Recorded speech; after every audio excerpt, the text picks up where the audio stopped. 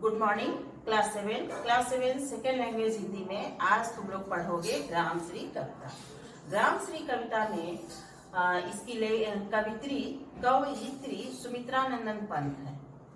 उन्होंने इस कविता में गांव की सुंदरता का बहुत ही सुंदर चित्रण किया है, बहुत ही सुंदर रूप दिया है। उसमें गांव का हरा भरा खेत, गांव में कुएं, तालाब, हरे भरे पौधे, किस तरह से वहाँ पर सरसों के खेत उगते हैं, आम पर सफेद सफेद चांदी जैसे बौड़े आते हैं, तो वह देखने में कितना सुंदर लगता है। इसमें इस कविता में बताया गया है। तो यहाँ मैं इसका मुख्य उद्देश्य कवयित्री का सुमित्रानंदन पंत जी का उनके द्वारा लिखा गया, बताया गया मुख्य उद्देश्य जो है वह है गांव की हरी भरी धरती का सुंदर चित्रण।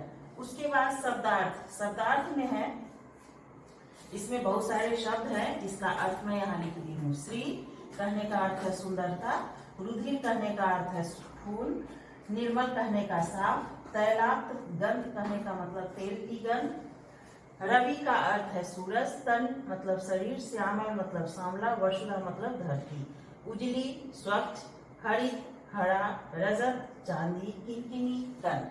तो ये सभी शब्द है, शब्दों का अर्थ यहाँ पर लिखा हुआ है। अब हम लोग लाइन बाय लाइन इस कविता का अर्थ जानेंगे। इसमें क्या बताया गया है? सबसे पहले कविता में क्या लिखा गया है? फैली खेतों में दूर तलक मखमल की कोमल हरियाली। दूर दूर तक गांव में क्या होता है? दूर दूर तक देखने पर कैसा रहता है? मखमल की कोमल हरियाली।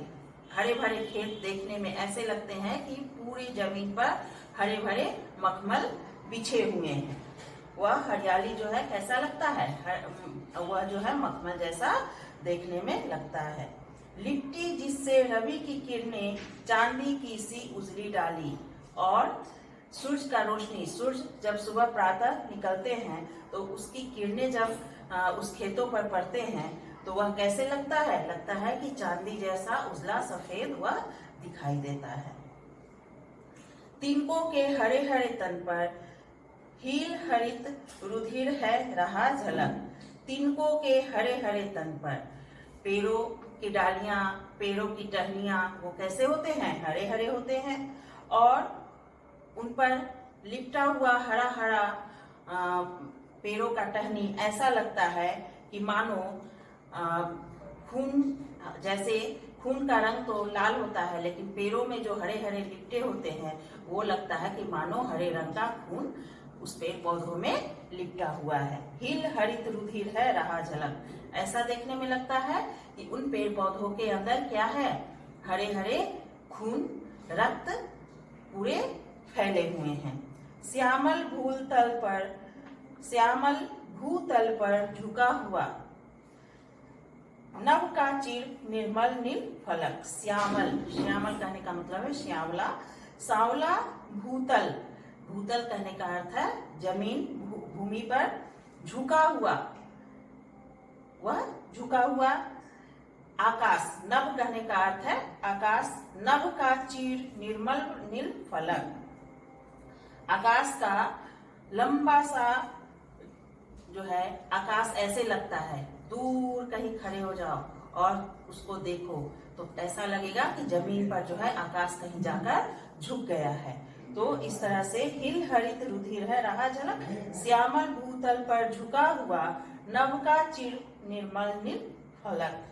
नभ का चिर, नभ का चिर कहने मतलब कि आकाश जो है वह जो है कहीं जाकर इस तरह से रुका हुआ लगता है कि जैसे नीले फलक आकाश, स्वच्छ आकाश जो है वह उस धरती पर गिरे रहते हैं।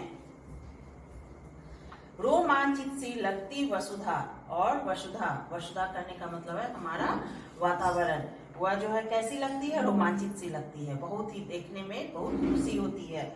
आई जो गेहूं में बाली, आई जो गेहूं में बाली, अरहर सनई की सोने की, किंकिनिया है शोभा वाली। आई जौ गेहूं में बाली, जौ गेहूं इन सबों में पेड़ों में क्या होते हैं? उस पर फलियां लग जाते हैं, उस पर फल आ जाते हैं। बालियां जिसे बोलते हैं बाली लग जाता है। अरहर सनई की सोने की, अरहर, अरहर दाल का, अरहर जो बोलते हैं दाल है, सनई है कि सोने की, किंकिनिया है शोभा वाली। वो कनकन ऐसा लगता है कि वह बहुत ही सुंदर देखने में लगता है, दूर दूर तक देखने में ऐसा लगता है कि अरहर और सनई के बहुत सुंदर खेत देखने में लगते हैं। उड़ती भीनी तैलाक्त गंध, और तैलाक्त गंध, फूली सरसों पीली पीली, लौ हरित धरा से झांक रही, नीलम की कली तीसी नीली। तो ये क्या है? उड़ती धीनी तैलाक्त गंध, सरसों के फूल, सरसों के पेड़ों में जब सरसों लग जाते हैं तो ऐसा लगता है कि मानो सरसों का तेल ही वहां पर जो है उसका गंध चारों ओर फैलता है। तो वही कह रहा है, फूली सरसों पीली पीली, लो हरित धरा से झांक रही, नीलम की कली तीसी नीली। और तीसी यह खाने वाला जो है एक प्लांट ही है, उसका पौधा ही होता है। तो उसका फूल कैसा लगता है? वह नीलम जैसा लगता है, मतलब वह नीले रंग का दिखता है। तो इस तरह से आज के लिए इतना ही। ये तुम लोग कविता जो है बोल बोल कर तुम लोग पढ़ोगे। एक बार फिर से, फैली खेतों में दूर तलक मखमल की कोमल हरियाली, लिपटी जिससे रवि की किरणें चांदी की सी उजली डाली, तिनकों के हरे हरे तन पर हित हरित रुधिर है रहा झलक, श्यामल भूतल पर झुका हुआ नव का चिर निर्मल नील फलक, रोमांचित सी लगती वसुधा आई जो गेहूं में बाली, अरहर सनई की सोने की, किंकिनिया है शोभा वाली, उड़ती भीनी तैलाक्त गंध, फूली सरसों पीली पीली, लो हरित भरा से झांक रही, नीलम की काली कली तीसी नीली। तो इस तरह से इस कविता को तुम लोग बोल बोल कर इतना ही पढ़ोगे। इतना के बाद अगले क्लास में मैं दूसरा इसको दूंगी, और इसका वर्ड मीनिंग्स जो दिया हुआ है तुम्हारे बुक में उसको ध्यान से देखोगे और लिखोगे अपनी कॉपी में। आज के लिए इतना ही।